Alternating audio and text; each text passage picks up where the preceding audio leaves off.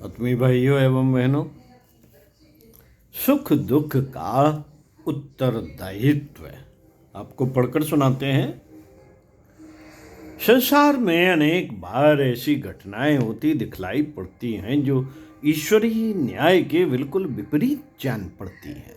एक सज्जन व्यक्ति दरिद्रता का जीवन बिता रहा है और दूसरा प्रसिद्ध कुकर्मी मौज कर रहा है। परिश्रम करने वाला सीधा साधा किसान, टोकरी ढोने वाला मजदूर ठोकरे खाता फिरता है और दिन भर गद्दी पर लेटे लेटे दूसरों की संपत्ति को अपहरण करने की तरकीब सोचने वाला तिकड़मी व्यक्ति स्वामी बने रात दिखा रहे हैं।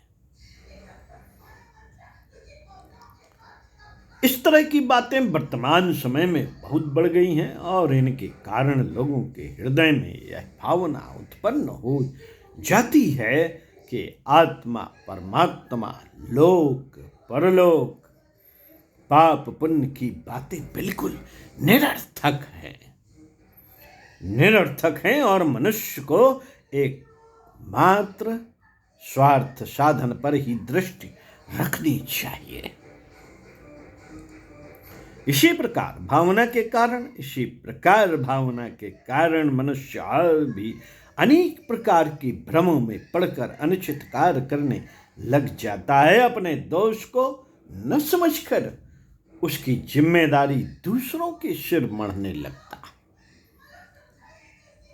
इस हानिकर परिस्थिति से बचने के लिए हमको कर्म रहस्य का ज्ञान प्राप्त करना चाहिए।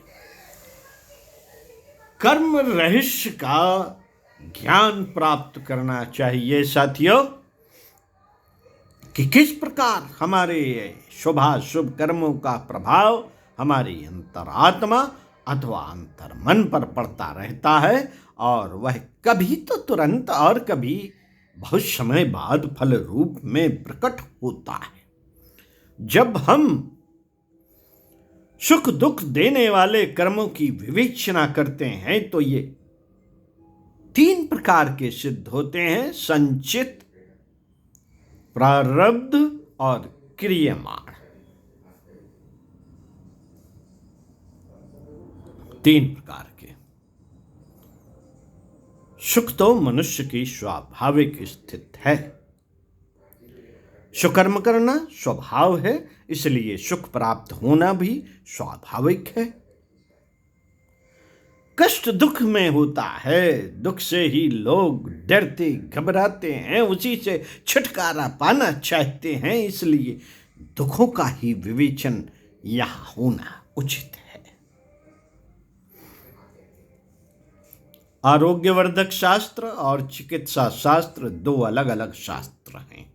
इसी प्रकार सुख दुख के भी 2 अलग अलग शास्त्र हैं।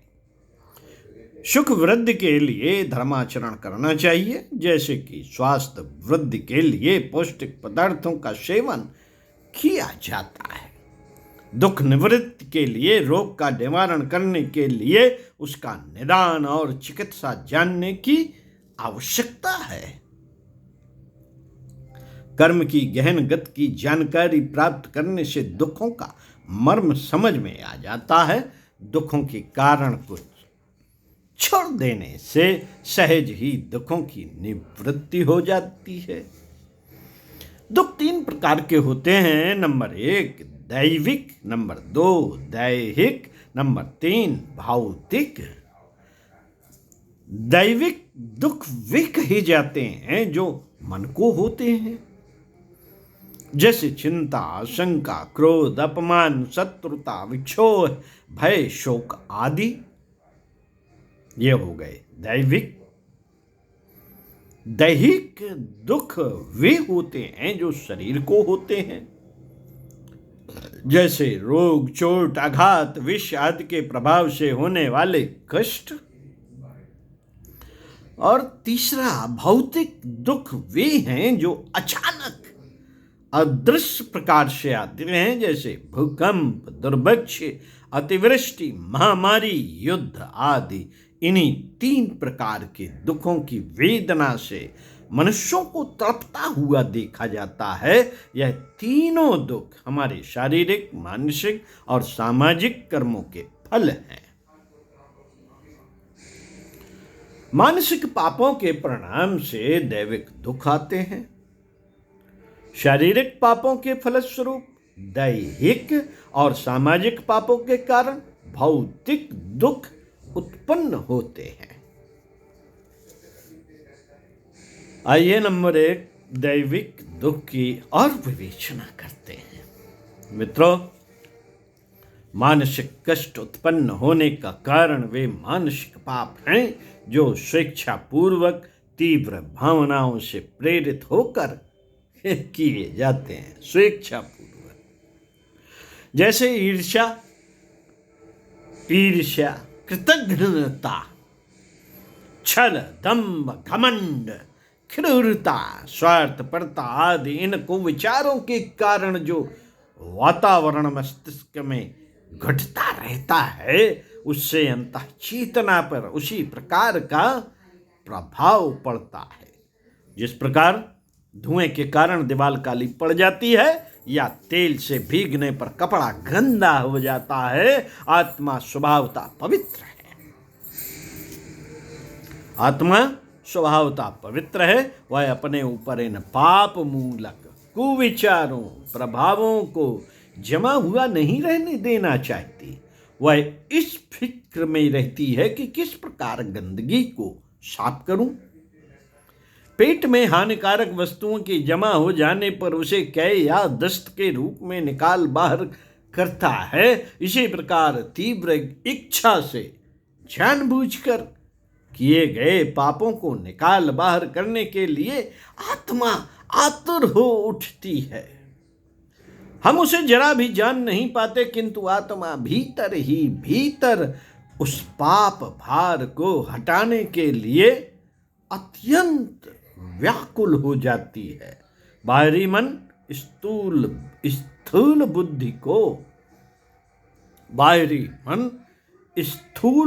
बुद्धि को उस अदृश्य प्रक्रिया का कुछ भी पता नहीं चलता, पर अंतर्मन चुपके ऐसे अवसर एकत्रित करने में लगा रहता है जिससे वह भार हट जाए। अपमान, असफलता, विक्षोभ, शोक, दुख आदि होने के अवसरों को वह कहीं से एक एक दिन किसी प्रकार खींच ही लाता है, ताकि उन दुर्भावनाओं का, पाप संस्कारों का इन अप्रिय परिस्थितियों में समाधान हो जाए। साथियों, शरीर द्वारा किए हुए चोरी, डकैती, व्यभिचार, अपहरण, हिंसा आदि में मन ही प्रमुख है। हत्या करने में हाथ का कोई स्वार्थ नहीं, वरन मन के आदेश की ही पूर्ति है। इसलिए इस प्रकार के कार्य जिनके करते समय इंद्रियों को सुख न पहुंचता हो, मानसिक पाप कहलाते हैं। ऐसे पापों का फल मानसिक दुख होता है। स्त्री, पुत्र आदि प्रिय जनों की मृत्यु, धननाश, लोक निंदा, अपमान, पराजय, असफलता, दरिद्रता आदि मानसिक दुख हैं।